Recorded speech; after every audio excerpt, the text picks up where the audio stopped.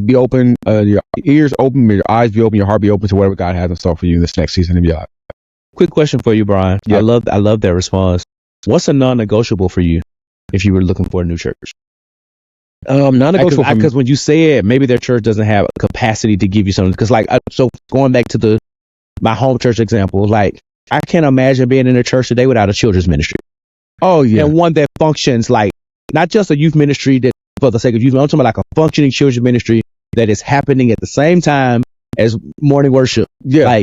And my home church doesn't have that. They don't have the capacity for that, right? Yeah. But that's a deal breaker because now my children, like we do things spiritually in our house.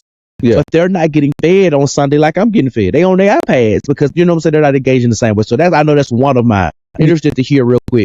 That's something that so at our church they have it. Sometimes it's not as consistent as I would like. Yeah.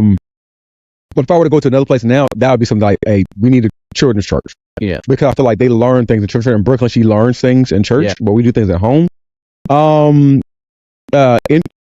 Interweaving women into worship, right? I couldn't be at a place where like women are substandard or they're on just on the praise team or they had to sit at the preach at a side podium. I don't rock with that. Equality, equity, all the things that need to be done in a church.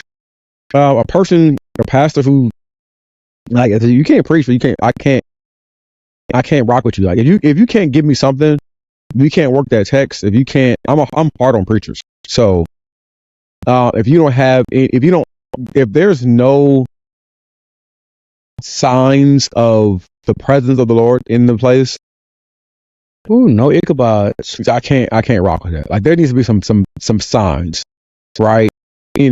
I have come to realize that I'm charismatic. I'm Pentecostal. I enjoy that.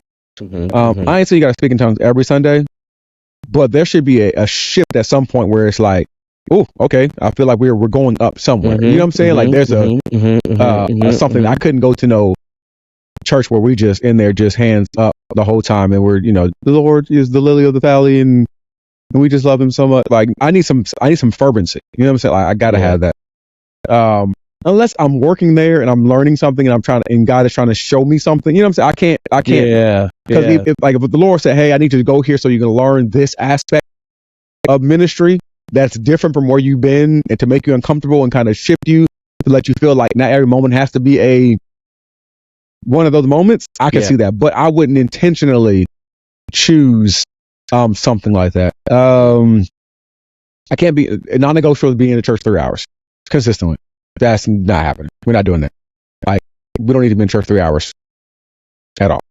When a church that has a strict dress code, that's not negotiable for me.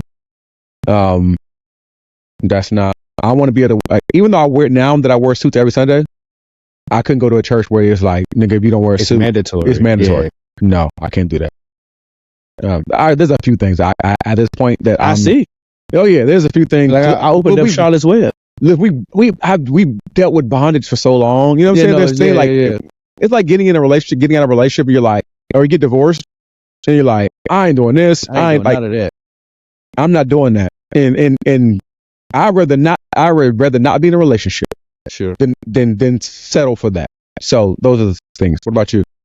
I agree with I think 90% of everything that you just said. So for me, it's definitely a children's ministry.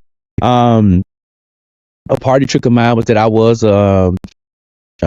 music director at my home church. So if you have a terrible music department, I just can't say nothing about that. I'm not. I can give you grace up to a certain point. You know what I'm saying? Like, you ain't got to be like, oh my God, recording quality level, but we can't be in there just like I know I can be able to do that every single Sunday. It's tough listening to like bad music. To your point, I am charismatic, so I am a little bit more. I appreciate the modern worship, but I ain't gonna hold you. I want to dance every now and then. Oh yeah, you know what I'm saying. I like a good exhorting moment. And all the things. Give me a few church cliches every now and then. Yeah, don't make it like the thing. But like, I like church. I like what Black church is. Yeah, right. Yeah. So remnants of that sprinkled in. To me, I still if it's like, it's kind of hard to explain because I don't need it. But like I would say like this, a charismatic atmosphere is something that I appreciate. And if it's just not ever present, it's going to be hard for me to stay. If you don't ever say, I reckon the suffering is the present time. Like if you don't say the thing, you know what I'm saying? I mean, but like, and not to denomination shame, but like an Episcopalian assembly. No. I probably like, and I'm like, you probably could be getting an amazing word. They could probably have a nice little chorus or whatever, but that real calm and quiet worship, I couldn't sit through that. Preacher, like I need a word.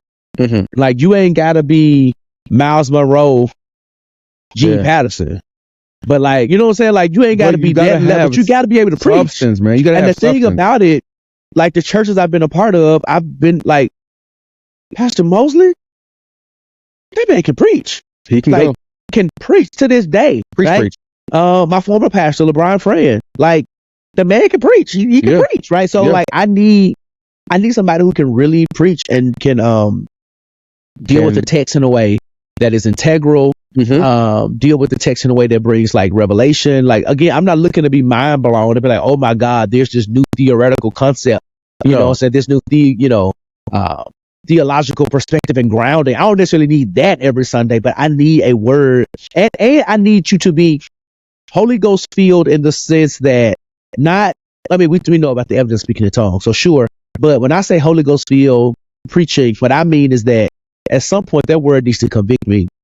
Yeah. It needs to challenge me to be better. There's been times where my current pastor Smokey, has just preached about stuff, and it's been something like, ooh, and it made me just sit, and it wasn't like nothing super profound, but you can tell that was a word from that was a word from God, right? It just wasn't because there's a difference between, Brian, you know this, a very well-crafted sermon versus a very God-given sermon. Oh yeah, you can feel it. Both. Now the two should always marry. Yeah. But if I'm sitting in church and it's like 3 weeks and it's just a good word, but it ain't did nothing to me, I'm gonna be like, Perfect example. And I love my pastor.